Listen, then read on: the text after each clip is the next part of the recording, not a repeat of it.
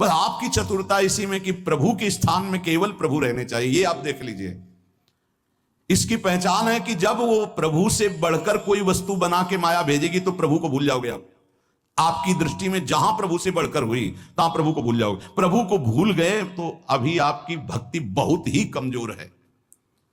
अब आप ये देख लीजिए, जब आप टीवी देखते हैं तो आपका निरंतर मंत्र चलता है।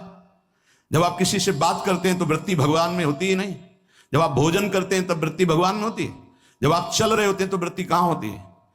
ये सब बातें, अगर आप किसी व्यक्ति से बात कर रहे हैं, प्रभु को भूल गए अंदर से, तो व्यक्ति बड़ा हो गया, प्रभु का स्मरण छूट गया, प्रभु छोटे हो गए। आप कोई रुपया पैसा भोग सामग्री कोई दृश्य मनोरंजन, प्रभु का नाम छूट गया, वो ज्यादा हो गया।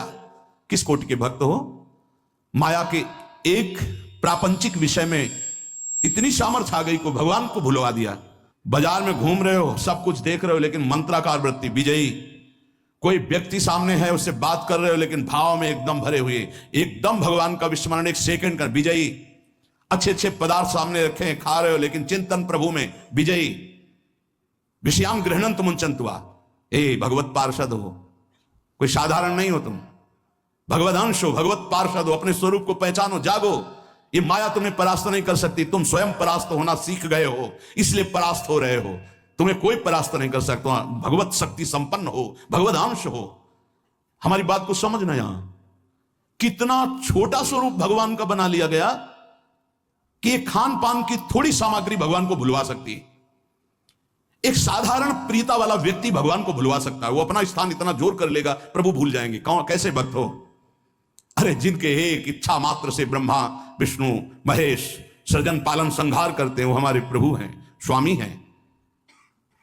उनका विस्मरण हो गया, ऐसी कोई वस्तु आ गई। इसलिए नारायण स्वामी कहते, ब्रह्मादि के भोग सब विष समो लागत ताही, नारायण ब्रज चंद की लगन लगी है जाही। जीवन का लाभ क्या है? अखंड स्मृति। उसको हानि में क्यों बदल रहे हो? हानि हरिवंश के नाम अंतर पड़े, लाभ हरिवंश उच्चत वाणी। पकड़ो, भक्ति का मतलब क्या है, भगवत मार्ग का मतलब क्या है, परमार्थ का मतलब क्या है? अखंड स्मृति। और इस स्मृति को हर वस्तु व्यक्ति स्थान छीनना चाहता है, चाहे वो राग से चाहे द्वेष से। आप अंदर से देख लो। इसीलिए पूज्य पादुड़िया बाबा जी कहते हैं, पूरा संसार एक तरफ और तुम एक तरफ, तुम्हें युद्ध करना है। किस बात का युद्ध? मारकाट नहीं, तुम्हारी स्मृति का अपहरण कोई ना कर पावे। राधा राधा राधा राधा, तुम्हारी याद जो भगवत याद है, अगर वो भूल रही है, अब घाटा हो गया। कह हनुमंत विपत्ति प्रभु सोई, जब तो सुमिरन भजन न